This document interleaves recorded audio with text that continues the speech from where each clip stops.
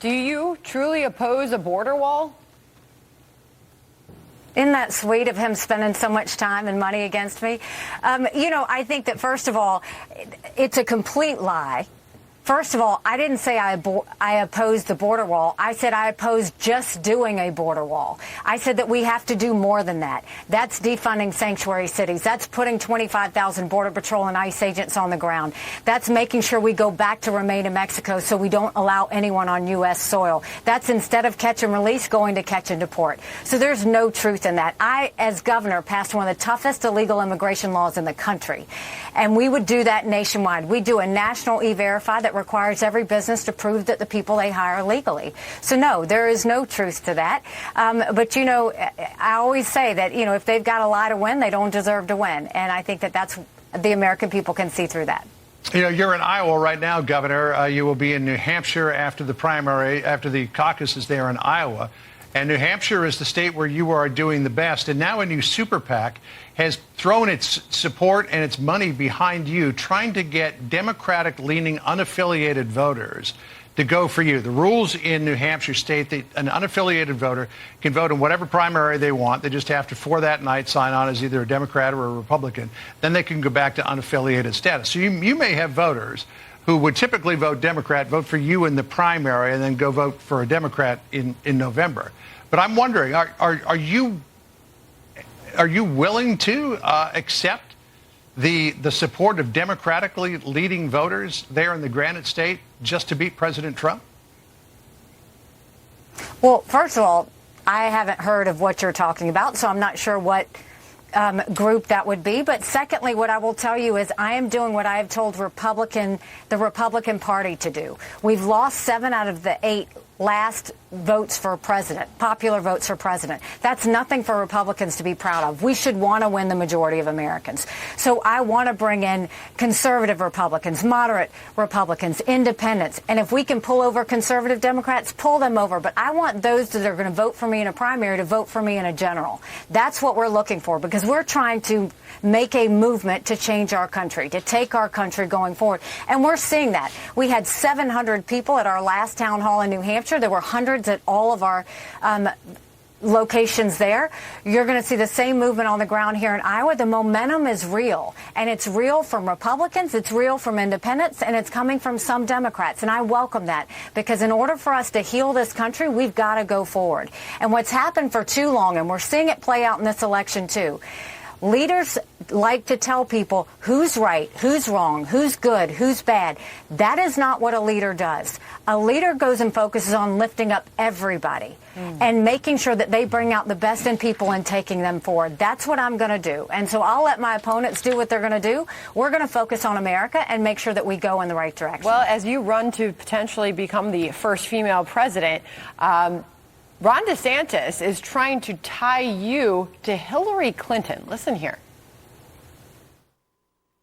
Not Ronald Reagan, not Margaret Thatcher. She said Hillary Clinton was her inspiration for running for office. We don't need another Hillary Clinton in this country, I can tell you that. Your response to that, Ambassador? I mean, God bless him. He's getting so desperate. The fact checkers have all told him he's wrong. He actually put in millions of dollars into a campaign saying that. I never said she was an inspiration. What I said is, when I had not been in politics and I was looking at running for office, I went to a women leadership forum, and one of the speakers was Hillary Clinton. And she said, for all the reasons people tell you not to run, those are all the reasons that you should.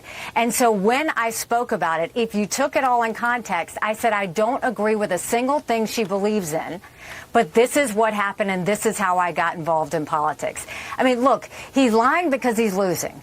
And he can do that, but people see it for what it is. I'm a conservative. I was a Tea Party when I ran for governor.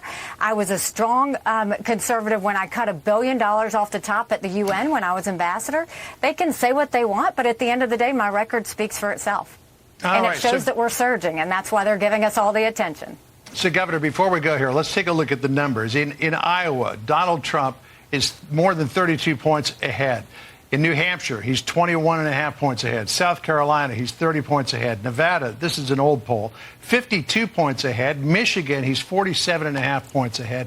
Lay out a roadmap for us, if you could now, for how you overcome what would appear to be an insurmountable lead? I can't wait to tell you guys I told you so. Y'all are so focused on writing an obituary. And I'm telling you, the American people decide this. And you talk to Iowans on the ground. You talk to Granite Staters. You talk to South Carolinians. And you tell me if they say they want to go in the same direction of the past or if they want to go forward. The numbers are moving. You will see this play out. January 15th, we will see where we start. We'll go into New Hampshire. We'll gain strength. We'll go into South Carolina. We'll continue to push forward. And then we're going to finish it. And I truly believe that. And I know that because I don't want my kids to live this way.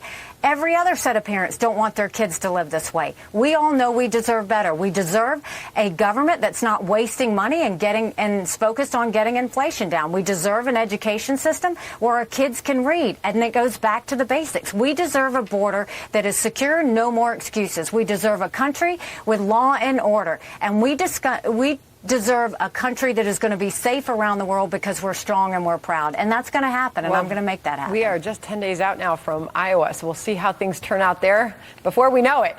Ambassador, always good to see you, and thanks for coming on today. Thanks. Go to NikkiHaley.com. Let's finish this. Thanks, Governor. All right. There you have it, John. Countdown's on. She is nothing if not confident. Well, she's never lost an election.